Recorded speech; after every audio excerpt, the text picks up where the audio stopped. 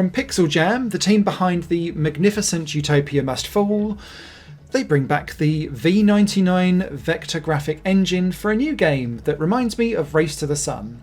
This is Grid Ranger, a mouse-based dexterity action game that sees you having to shoot and blast your way through an awful lot of vector-based world furniture and various enemies that are intent on killing you.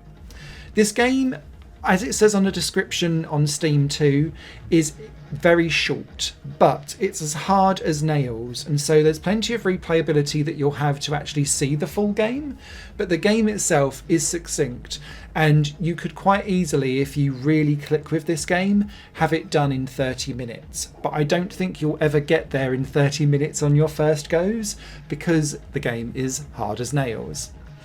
The beauty behind Grid Ranger is that it feels both retro and future at the same time from the graphics style, and the vector graphics are so smooth and so stylized and just so vivid and in your face. It looks beautiful, and you can go into the graphic settings and you can decide to put on some like Gaussian blurs on there and to kind of make it feel very retro and damaged CRT TV styled if you really want to, or you can clean it up. And the game looks sublime in movement constantly, regardless of whatever you go for it. But also, the mouse control scheme is interesting too.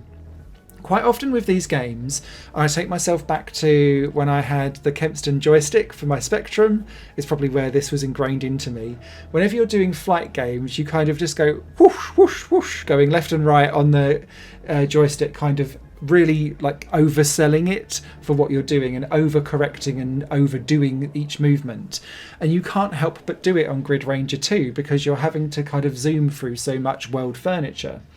But the game rewards you staying with a steady hand and using only subtle small movements with your mouse. So you don't need to overcorrect, otherwise you'll just zoom off into the sidewalls.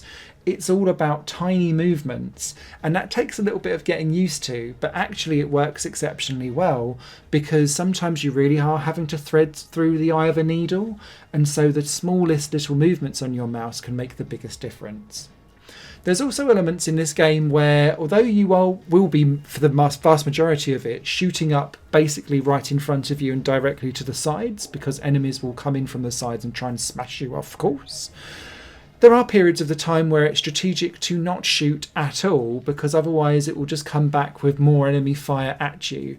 And so there's good, well-structured and thoughtful level design, because although this looks like an endless runner, the 3 levels that are in this game are long, varied, but they are well structured with some RNG elements inside various sectors of the level to make each run feel slightly different and unique depending on how many times you want to go in and keep playing. To make the game slightly more accessible, if you complete a level, and there's 3 levels in this game, you can start from level 2 and level 3, and that's very helpful because these levels are tricky and you only get 3 hits and then you die. And you can get a 4th hit back in again if you collect 30 diamond gems, but they're quite difficult to make sure that you collect them without usually losing a life along the way. So you just have to kind of balance out the risk versus reward there. And the other thing I'd shout out about this game is the soundtrack from Miles Tallman, who did Nova Drift, is sublime. It is synthwave glory, and yeah, big thumbs up from me for that, and I can't wait to hopefully see that soundtrack on Bandcamp so that I can go and grab it. So this game is great fun to play. It's very hard, it will become frustrating, but as you get better at it, it becomes very rewarding, and the whole visceral intensity of this game is what really sells it. Is it quite as essential purchase as, say, Utopia Must Fall? No. But this is a succinct, bite-sized product that I hope will lead on to a bigger, meatier game of this variety in the future, should it go down well.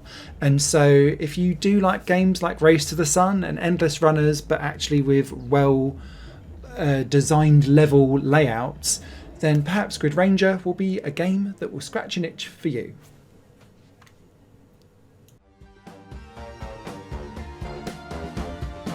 Higher Plane Games is part of the Higher Plane network. a completely independent media outlet supported by people like you.